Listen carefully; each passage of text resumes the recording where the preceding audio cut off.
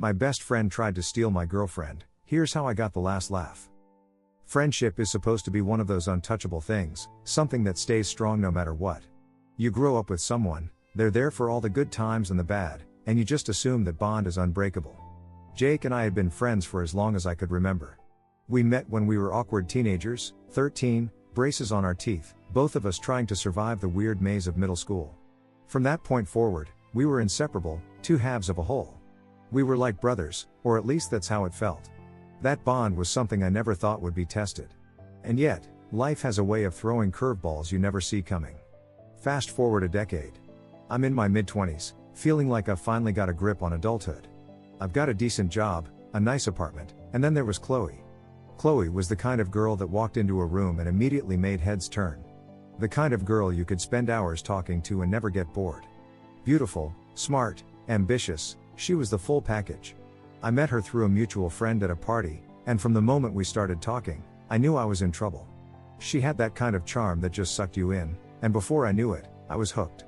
We started dating pretty quickly, and things moved fast. Faster than I expected. In a matter of months, Chloe and I were serious. I introduced her to all of my friends, and everyone liked her, especially Jake. Jake, my best friend, had always been the life of the party.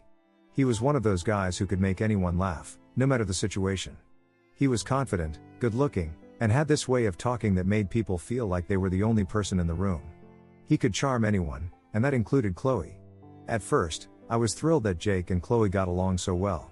It seemed perfect, my girlfriend and my best friend becoming friends themselves.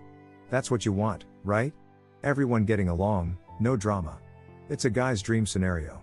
They would joke around, share stories, and I would sit back and laugh with them. Everything was great. Until it wasn't. It started with small things. Nothing too obvious, just little moments that made my stomach twist in a way I couldn't quite explain. I'd noticed Jake and Chloe texting more often. Sometimes, they'd laugh at inside jokes I wasn't a part of.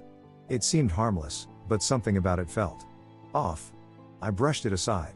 Jake was my best friend, Chloe was my girlfriend, there was no reason to be paranoid, right? Then came the night that changed everything. It was a typical Friday evening.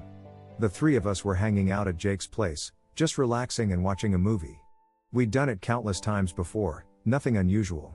At one point, Chloe got up to use the bathroom, and as soon as she was out of earshot, Jake turned to me with this grin on his face, the kind of grin that said he was about to say something inappropriate.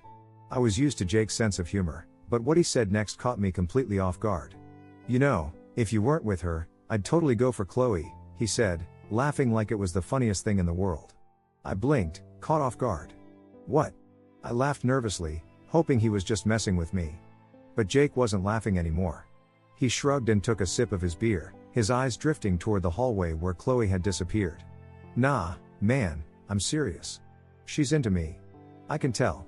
I felt my stomach drop, a weird mix of anger and confusion bubbling up inside me. Was he serious? I forced a laugh, trying to keep things light. "Yeah, right, Jake. Whatever you say, man." But the thing was, Jake didn't laugh it off. He just smirked, like he knew something I didn't. I tried to ignore it, to tell myself he was just being an idiot, but that comment stuck with me. The next few weeks felt different. Every time Chloe and Jake were together, I couldn't shake the feeling that there was something more going on. It wasn't just the usual banter anymore, there was something else, something beneath the surface. I started paying closer attention. Every time Jake and Chloe texted each other, I'd catch little glimpses of their conversations, but they always seemed innocent enough. Still, there was this nagging feeling in the back of my mind that I couldn't ignore. The weird part was, Chloe didn't seem any different toward me, at least not at first. But as the days went by, I started noticing a change. She seemed more distant, like her attention was somewhere else when we were together. I'd ask her what was on her mind, and she'd just say, "Nothing. Just work stuff." It wasn't until a Saturday afternoon that things really took a turn. We had plans to spend the day together, just the two of us. Nothing fancy, just brunch and maybe a walk around the city. But about an hour before we were supposed to meet up, Chloe texted me saying something had come up at work and she had to cancel.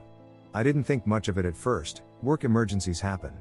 But later that day, I was scrolling through Instagram, killing time, when I saw a post that made my heart stop. It was a picture Jake had posted of him and Chloe sitting at a cafe, all smiles. The caption read, "Catch up with my favorite person." My blood boiled instantly. So, that was her work emergency? Grabbing coffee with Jake behind my back? I felt sick, my mind racing as I tried to make sense of it. Was I overreacting? Maybe they really were just catching up. But why wouldn't Chloe tell me? Why lie? I texted Chloe immediately. Why didn't you tell me you were with Jake today? Her response came quickly. I didn't think it was a big deal. He just asked me to meet up last minute, and I didn't want to bother you since you were busy. Busy? I had literally been sitting at home waiting for her all day. My anger simmered just beneath the surface, but I didn't want to turn it into a fight. So, I let it go. But from that moment on, I couldn't shake the feeling that something was seriously wrong. Over the next few weeks, things between Chloe and me got worse. She was spending more time with Jake, and I couldn't ignore the sinking feeling that their relationship had crossed some invisible line. When I confronted Chloe about it, she always brushed it off, saying I was being paranoid, that Jake was just a friend. But the more she dismissed my concerns, the more convinced I became that there was something going on. One night, we were all at a party at Jake's place, and I caught them in the kitchen together, standing a little too close for comfort. Jake had his hand on the small of Chloe's back, and they were whispering to each other like no one else in the room mattered. I felt a wave of anger wash over me, but I didn't want to cause a scene in front of everyone. Instead, I left the party early, fuming. The next day, I decided I couldn't stay silent anymore. I called Jake and told him we needed to talk. We met up at our usual bar, the same place where we'd spent countless nights drinking and laughing over the years. But this time, there was no laughter. Jake, I said, my voice tense, what's going on between you and Chloe? Jake's face froze for a moment, but then he shrugged, playing it off. What do you mean, man? Nothing's going on. We're just friends. I wasn't buying it. I'm not stupid, Jake. I've seen the way you act around each other. If something's happening, I need to know. For a second, Jake's confident facade faltered. He shifted uncomfortably in his seat, avoiding eye contact. Look, dude, I didn't mean for anything to happen. It just did. We didn't plan it. I stared at him, my heart pounding. So, you've been going behind my back with Chloe? How long? Jake didn't answer right away. He just sighed and looked away. I don't know, man. A few weeks? Maybe more. I felt like the ground had dropped out from under me. My best friend, my brother, had been sneaking around with my girlfriend for weeks, and I hadn't seen it coming. I felt like a fool. Without another word, I stood up and left the bar. I didn't look back. As far as I was concerned, my friendship with Jake was over. But I still had to confront Chloe. That night, I went to her apartment, my chest tight with anger and betrayal. As soon as she opened the door, I could tell she knew something was wrong. Tell me the truth, I said, my voice cold. What's going on between you and Jake? Chloe looked stunned for a moment, but then she sighed, as if she'd been caught. I'm sorry, she said softly. I didn't mean for it to happen. I've been confused about us, and Jake was just there. I stared at her, feeling a mix of rage and heartbreak. So, what? You've been going to him behind my back because you're confused? How long? Chloe didn't have an answer. She just stood there, looking guilty. I didn't shout or cause a scene. Instead, I told her it was over and walked out of her apartment for the last time. I felt numb, like everything I thought I knew had been ripped away from me in an instant. For the next few weeks, I kept to myself, trying to make sense of everything that had happened. Jake and Chloe had both betrayed me in the worst way possible, and I couldn't help but feel angry at them, angry at myself for not seeing it sooner. But as the anger simmered, it turned into something else, determination. I wasn't going to let them get away with this. That's when I remembered the emails. Jake worked at a marketing firm, and a few months back, he'd shown me some emails he'd sent to a client, bragging about how he'd fudged some numbers to make a campaign look more successful than it really was. At the time, I didn't think much of it. But now I had something that could really hurt him. I forwarded those emails to Jake's boss anonymously, knowing it would only be a matter of time before they caught on to what he'd been doing. A few weeks later, Jake was fired. His company launched an internal investigation and found that he'd been manipulating data on multiple projects. It wasn't just a slap on the wrist, it was enough to ruin his reputation in the industry. But that wasn't the best part. Shortly after Jake lost his job, Chloe dumped him. Maybe it was because of his work situation, or maybe she finally realized what kind of person he was. Either way, I couldn't help but feel a sense of satisfaction. They had both gotten what they deserved.